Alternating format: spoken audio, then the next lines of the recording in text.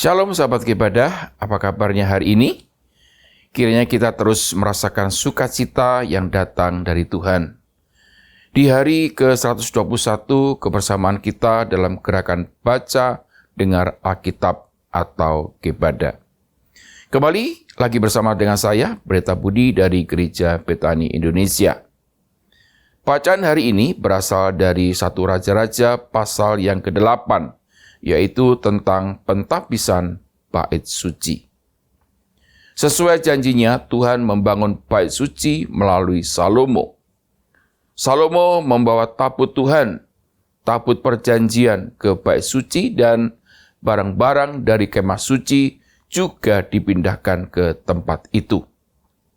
Saat imam keluar dari tempat kudus, ada awan yang mengelilingi rumah Tuhan.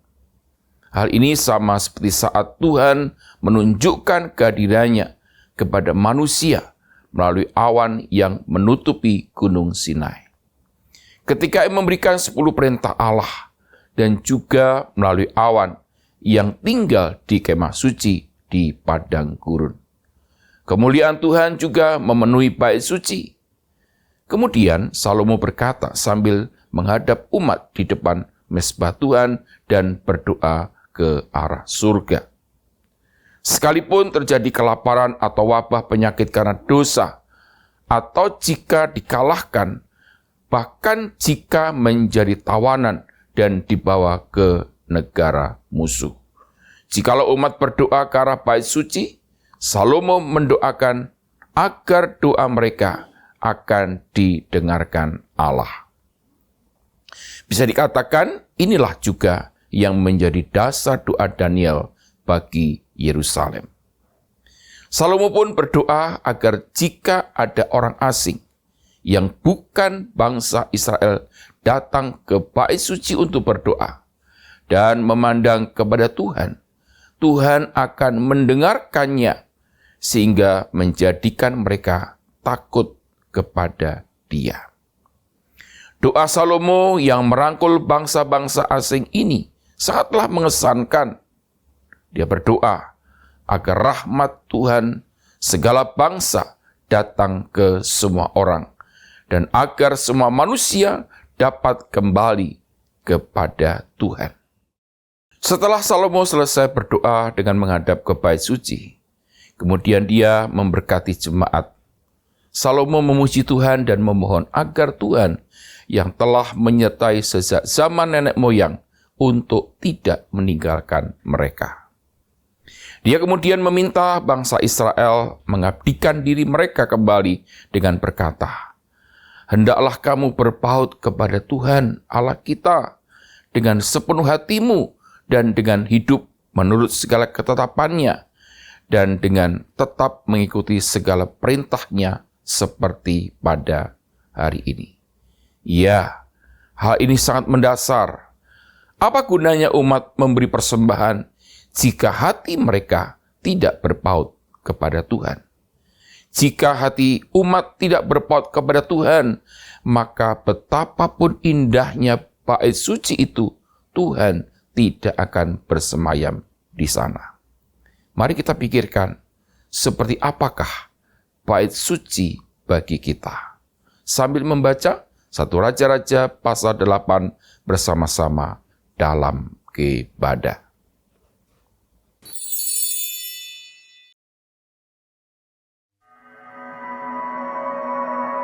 Pada waktu itu, Raja Salomo menyuruh para tua-tua Israel dan semua kepala suku, yakni para pemimpin puak orang Israel, berkumpul di hadapannya di Yerusalem untuk mengangkut tabut perjanjian Tuhan dari kota Daud, yaitu Sion.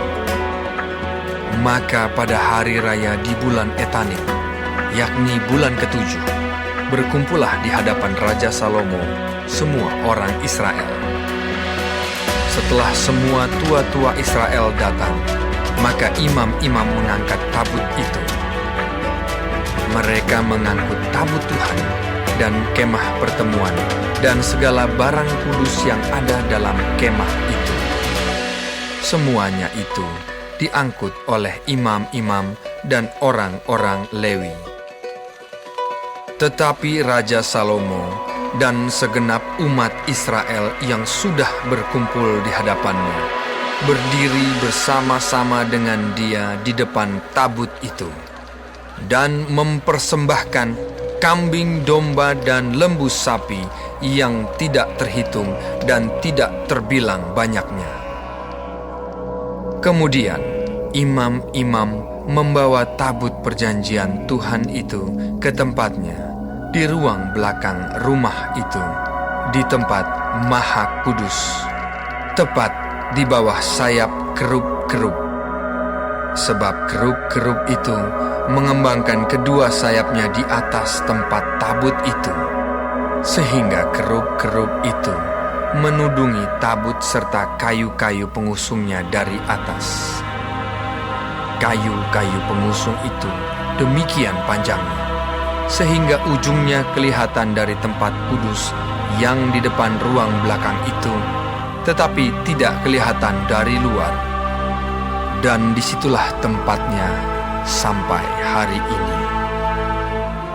Dalam tabut itu tidak ada apa-apa selain dari kedua loh batu yang diletakkan Musa ke dalamnya di Gunung Horeb, yakni loh-loh batu bertuliskan perjanjian yang diadakan Tuhan dengan orang Israel pada waktu perjalanan mereka keluar dari tanah Mesir. Ketika imam-imam keluar dari tempat kudus, datanglah awan memenuhi rumah Tuhan, sehingga imam-imam tidak tahan berdiri untuk menyelenggarakan kebaktian oleh karena awan itu. Sebab kemuliaan Tuhan memenuhi rumah Tuhan. Pada waktu itu berkatalah Salomo, Tuhan telah menetapkan matahari di langit, tetapi Ia memutuskan untuk diam dalam kekelaman. Sekarang aku telah mendirikan rumah kediaman bagimu, tempat engkau menetap selama-lamanya. Kemudian berpalinglah raja, lalu memberkati seluruh jemaah Israel, sedang segenap jemaah Israel berdiri. Ia berkata, Terpujilah Tuhan Allah Israel yang telah menyelesaikan dengan tangannya apa yang difirmankannya dengan mulutnya kepada Daud ayahku. Demikian, sejak aku membawa umatku Israel keluar dari Mesir, tidak ada kota yang kupilih di antara segala suku Israel untuk mendirikan rumah di sana sebagai tempat kediaman namaku. Tetapi aku telah memilih Daud untuk berkuasa atas umatku Israel. Lalu raja melanjutkan, Ketika Daud ayahku bermaksud mendirikan rumah untuk nama Tuhan Allah Israel, berfirmanlah Tuhan kepadanya, Engkau bermaksud mendirikan rumah untuk namaku, dan maksudmu itu memanglah baik. Hanya bukanlah engkau yang akan mendirikan rumah itu, melainkan anak kandungmu yang akan lahir kelak. Dialah yang akan mendirikan rumah itu untuk namaku. Jadi Tuhan telah menepati janji yang telah diucapkannya. Aku telah bangkit menggantikan Daud ayahku, dan telah duduk di atas tahta kerajaan Israel, seperti yang difirmankan Tuhan. Aku telah mendirikan rumah ini untuk nama Tuhan Allah Israel, dan telah menyediakan di sana tempat untuk tabut, yang memuat perjanjian yang telah diadakan Tuhan dengan nenek moyang kita ketika mereka dibawanya keluar dari tanah Mesir. Kemudian berdirilah Salomo di depan mezbah Tuhan di hadapan segenap jemaah Israel. Ditadahkannya lah tangannya ke langit, lalu berkata, Ya Tuhan, Allah Israel, tidak ada Allah seperti Engkau di langit di atas dan di bumi di bawah. Engkau yang memelihara perjanjian dan kasih setia kepada hamba-hambamu yang dengan segenap hatinya hidup di hadapan-Mu. Engkau yang tetap berpegang pada janji-Mu terhadap hamba-Mu Daud ayahku, dan yang telah menggenapi dengan tangan-Mu apa yang Kau firmankan dengan mulut-Mu, seperti yang terjadi pada hari ini. Maka sekarang ya Tuhan Allah Israel, peliharalah apa yang kau janjikan kepada hamba-Mu Daud ayahku, dengan berkata, keturunanmu takkan terputus di hadapanku, dan tetap akan duduk di atas tahta kerajaan Israel. Asal anak-anakmu tetap hidup di hadapanku sama seperti engkau hidup di hadapanku. Maka sekarang ya Allah Israel, biarlah kiranya menjadi nyata keteguhan janji yang telah kau ucapkan kepada hamba-Mu Daud ayahku. Tetapi benarkah Allah hendak diam di atas bumi? Sesungguhnya langit, bahkan langit yang mengatasi segala langit pun tidak dapat memuat engkau. Terlebih lagi rumah yang kudirikan ini. Maka berpalinglah kepada doa dan permohonan hamba-Mu ini ya Tuhan Allahku. Dengarkanlah seruan dan doa yang hamba-Mu panjatkan di hadapan-Mu pada hari ini.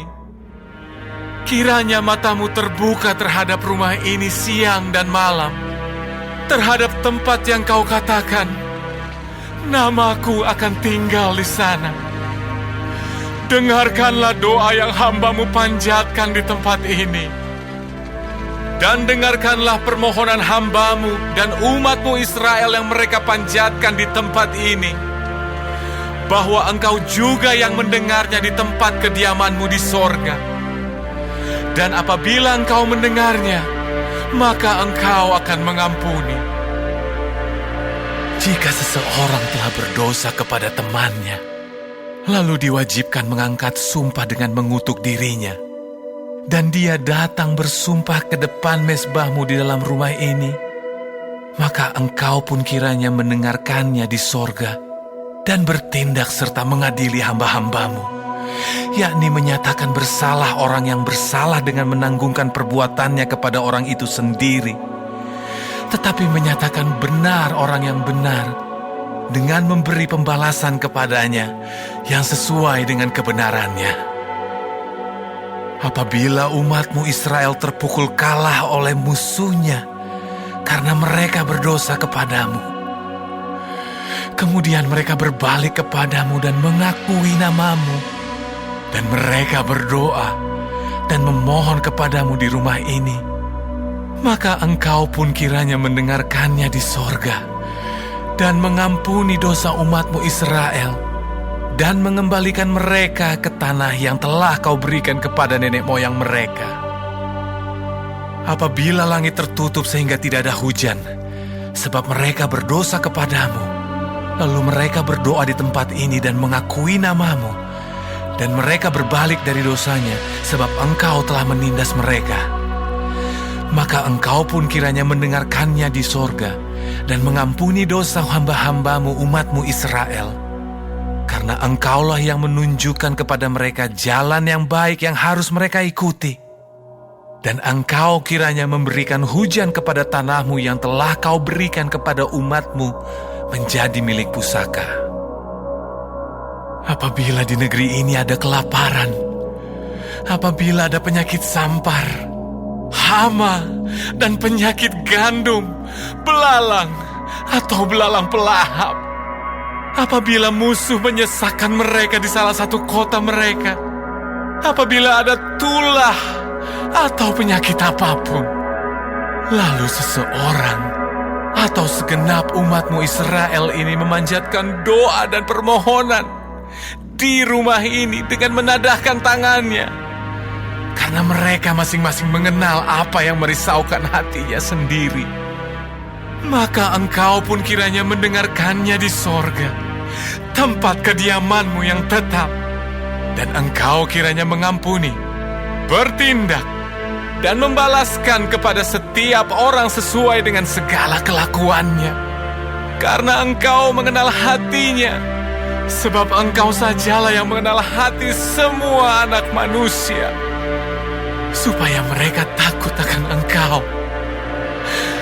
selama mereka hidup di atas tanah yang telah Kau berikan kepada nenek moyang kami. Juga apabila seorang asing yang tidak termasuk umat-Mu Israel datang dari negeri jauh oleh karena nama-Mu, sebab orang akan mendengar tentang nama-Mu yang besar dan tentang tangan-Mu yang kuat dan lengan-Mu yang teracung. Dan ia datang berdoa di rumah ini, maka Engkau pun kiranya mendengarkannya di sorga, tempat kediaman-Mu yang tetap. Dan Engkau kiranya bertindak sesuai dengan segala yang diserukan kepadamu oleh orang asing itu, supaya segala bangsa di bumi mengenal nama-Mu, sehingga mereka takut akan Engkau, sama seperti umat-Mu Israel. Dan sehingga mereka tahu bahwa nama-Mu telah diserukan atas rumah yang telah kudirikan ini. Apabila umat-Mu keluar untuk berperang melawan musuhnya, ke arah manapun Engkau menyuruh mereka, dan apabila mereka berdoa kepada Tuhan dengan berkiblat ke kota yang telah Kau pilih, dan ke rumah yang telah kudirikan bagi nama-Mu, maka Engkau kiranya mendengarkan di sorga doa dan permohonan mereka, dan Engkau kiranya memberikan keadilan kepada mereka. Apabila mereka berdosa kepadamu, karena tidak ada manusia yang tidak berdosa, dan Engkau murka kepada mereka dan menyerahkan mereka kepada musuh, sehingga mereka diangkut tertawan ke negeri musuh yang jauh atau yang dekat. Dan apabila mereka sadar kembali dalam hatinya di negeri tempat mereka tertawan, dan mereka berbalik dan memohon kepadamu di negeri orang-orang yang mengangkut mereka tertawan, dengan berkata, kami telah berdosa, bersalah, dan berbuat fasik. Apabila mereka berbalik kepadamu dengan segenap hatinya dan dengan segenap jiwanya di negeri musuh yang mengangkut mereka tertawan, dan apabila mereka berdoa kepadamu dengan berkiblat ke negeri mereka yang telah Kau berikan kepada nenek moyang mereka, ke kota yang telah Kau pilih, dan ke rumah yang telah Kudirikan bagi nama-Mu, maka Engkau kiranya mendengarkan di sorga, tempat kediaman-Mu yang tetap, kepada doa dan permohonan mereka, dan Engkau kiranya memberikan keadilan kepada mereka. Engkau kiranya mengampuni umat-Mu yang telah berdosa kepadamu, mengampuni segala pelanggaran yang dilakukan mereka kepadamu, dan kiranya Engkau membuat mereka menjadi kesayangan orang-orang yang mengangkut mereka tertawan, sehingga orang-orang itu menyayangi mereka, sebab mereka itu umat-Mu dan milik kepunyaan-Mu yang telah Kau bawa keluar dari Mesir, dari tengah-tengah dapur peleburan besi. Hendaklah mata-Mu terbuka terhadap permohonan hamba-Mu dan terhadap permohonan umat-Mu Israel, dan hendaklah Engkau mendengarkan mereka seberapa kali mereka berseru kepadamu. Sebab Engkaulah yang memisahkan mereka bagimu menjadi milik kepunyaan-Mu dari antara segala bangsa di bumi, seperti yang telah Kau firmankan dengan perantaraan Musa hamba-Mu pada waktu Engkau membawa nenek moyang kami keluar dari Mesir. Ya Tuhan Allah. Ketika Salomo selesai memanjatkan segala doa dan permohonan itu kepada Tuhan, bangkitlah ia dari depan mezbah Tuhan setelah berlutut dengan menadahkan tangannya ke langit. Maka berdirilah ia dan memberkati segenap jemaah Israel dengan suara nyaring, katanya, Terpujilah Tuhan yang memberikan tempat perhentian kepada umat-Nya Israel, tepat seperti yang difirmankannya. Dari segala yang baik yang telah dijanjikannya dengan perantaraan Musa hambanya, tidak ada satupun yang tidak dipenuhi. Kiranya Tuhan Allah kita menyertai kita sebagaimana Ia telah menyertai nenek moyang kita. Janganlah Ia meninggalkan kita, dan janganlah Ia membuangkan kita. Tetapi hendaklah dicondongkannya hati kita kepadanya, untuk hidup menurut segala jalan yang ditunjukkannya, dan untuk tetap mengikuti segala perintahnya, dan ketetapannya, dan peraturannya, yang telah diperintahkannya kepada nenek moyang kita. Hendaklah perkataan yang telah kupohonkan tadi di hadapan Tuhan, dekat pada Tuhan Allah kita, siang dan malam, supaya Ia memberikan keadilan kepada hamba-Nya dan kepada umat-Nya Israel menurut yang perlu pada setiap hari. Supaya segala bangsa di bumi tahu bahwa Tuhanlah Allah dan tidak ada yang lain. Dan hendaklah kamu berpaut kepada Tuhan Allah kita dengan sepenuh hatimu dan dengan hidup menurut segala ketetapannya, dan dengan tetap mengikuti segala perintahnya seperti pada hari ini. Lalu raja bersama-sama segenap Israel mempersembahkan korban sembelihan di hadapan Tuhan. Sebagai korban keselamatannya kepada Tuhan, Salomo mempersembahkan 22.000 ekor lembu sapi dan 120.000 ekor kambing domba. Demikianlah raja dan segenap Israel mentahbiskan rumah Tuhan itu. Pada hari itu juga, raja menguduskan pertengahan pelataran yang di depan rumah Tuhan. Sebab disitulah ia mempersembahkan korban bakaran, korban sajian, dan segala lemak korban keselamatan. Sebab mezbah tembaga yang di hadapan Tuhan itu terlalu kecil untuk memuat korban bakaran dan korban sajian dan segala lemak korban keselamatan itu.